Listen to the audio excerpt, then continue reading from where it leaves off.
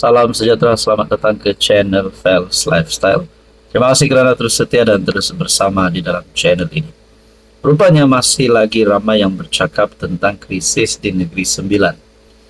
Rupanya masih ramai yang belum berhenti membuat cadangan ataupun komen ataupun pemerhatian berkaitan dengan apa yang berlaku di Negeri Sembilan.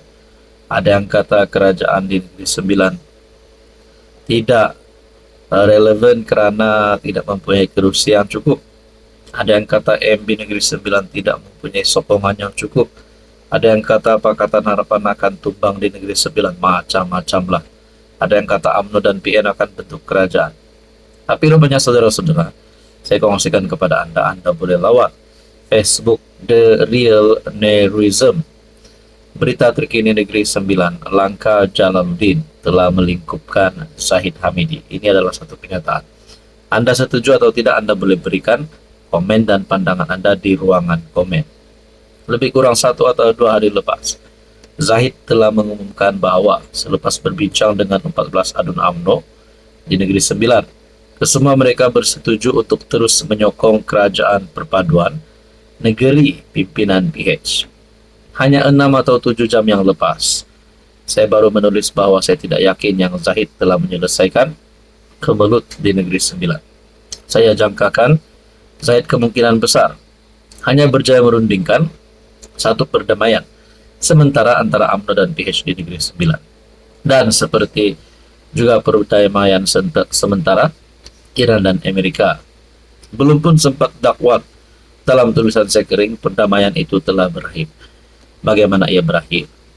Ia berakhir bila pemimpin tidak rasmi kepada 14 adun UMNO di Negeri Sembilan, Jalaluddin alias, baru saja mengumumkan satu langkah yang luar biasa. Jalaluddin mengumumkan bahawa walaupun adun UMNO Negeri Sembilan tidak akan meneruskan usaha untuk menjatuhkan kerajaan Negeri Sembilan, tetapi mereka juga tidak akan kembali menyokong PH sebagai rakan pentadbiran sebelum ini. Sebaliknya, mereka memilih untuk keluar daripada kerajaan perpaduan negeri dan menjadi pembangkang. Langkah ini cukup luar biasa kerana dalam satu gerakan, Jalaluddin telah memenuhi kehendak Zahid untuk menghentikan tekanan terhadap kerajaan PH, namun pada masa sama mengekalkan pendirian UMNO Negeri Sembilan untuk menarik balik sokongan kepada kerajaan PH di Negeri Sembilan. Selain daripada itu, langkah Jalaluddin ini memberi isyarat bahawa Zahid semakin hilang kawalan terhadap UMNO. Ini adalah satu isyarat yang amat berbahaya untuk Zahid.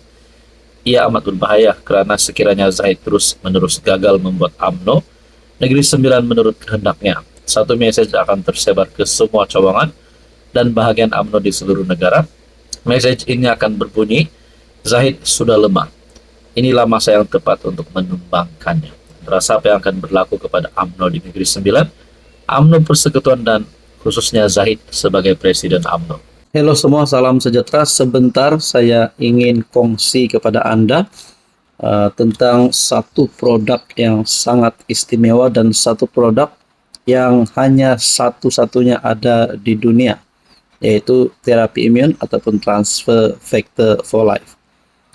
Kepada Anda yang mempunyai penyakit kencing manis, kolesterol, darah tinggi, masalah jantung, gastrik, gout, autoimun, penyakit kulit, dan apa saja masalah kesihatan Anda, saya ingin memperkenalkan kepada Anda satu produk untuk mendidik sistem imun, menjaga sistem imun kita, dan menjadikan sistem imun kita ini bijak, pandai melawan penyakit.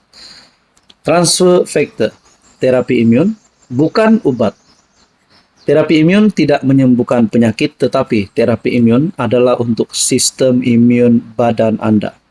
Kepada Anda yang mempunyai masalah kesihatan, Anda perlu mendidik sistem imun Anda. Anda perlu menjadikan sistem imun badan Anda kuat untuk melawan pelbagai jenis penyakit. Terapi imun untuk mendidik sistem imun badan dan sistem imun badan Anda yang akan melawan penyakit-penyakit tersebut. Sekiranya Anda berminat, Anda boleh menghubungi saya di nomor yang tertera. Salam sejahtera, selamat datang ke channel Fels Lifestyle. Terima kasih kerana terus setia dan terus bersama di dalam channel ini. Tuan-tuan dan puan-puan yang saya hormati. Di samping pilihan raya yang akan datang, yang eh, boleh dirasai paham pilihan raya yang akan datang, yaitu PRU 2027 ataupun PRU 16. Ada yang kata kerajaan hari ini sekiranya bekerja sama akan confirm boleh menang lagi. Ada yang kata baik PH Gerak Solo, ada pula berpendapat PN UMNO Gerak Solo, ada pula berpendapat PN akan menang. Jadi macam-macam pandangan yang kita dapat dengar. Saudara-saudara, Johari Gani antara pemimpin utama UMNO juga pemimpin utama kerajaan telah membuat satu kenyataan, tidak pasti benar atau tidak, tapi dikongsikan melalui FB ASM Network. Kalau perkara ini benar, jangan selesa, leka, dan angku. Pengundi muda belum tentu undi UMNO. Johari Abdul Ghani menegaskan pengundi muda kini tidak lagi terikat kepada mana-mana parti. Sebaliknya membuat pilihan berdasarkan faktor ekonomi. Menurut beliau, realiti baru ini menuntut UMNO melakukan perubahan besar untuk kekal relevan menjelang PRU 16, termasuk menekankan keterbukaan, ketelusan, dan pendekatan modern. Katanya generasi muda lebih cenderung menilai isu seperti peluang pekerjaan, pemilikan rumah, dan kestabilan ekonomi berbanding kesetiaan politik, sekaligus mengubah landscape politik negara. Beliau turut mengakui faktor media sosial dan pola pemikiran rasional pengundi muda menjadikan persaingan politik semakin mencabar. Dalam masa sama, Johari menggesa parti memperkukuh perpaduan, dalaman, serta membuka ruang kepada kemasukan ahli baru. Jadi, ulang semula, jangan selesa, leka, dan angkuh pengundi muda belum tentu undi UMNO. Adakah dengan ini Johari mungkin menjadi antara pemimpin yang layak terus berada dalam kerajaan? Sekiranya UMNO mungkin bergerak solo, adakah Johari Gani kekal bersama dengan PH, bersama dengan Anwar?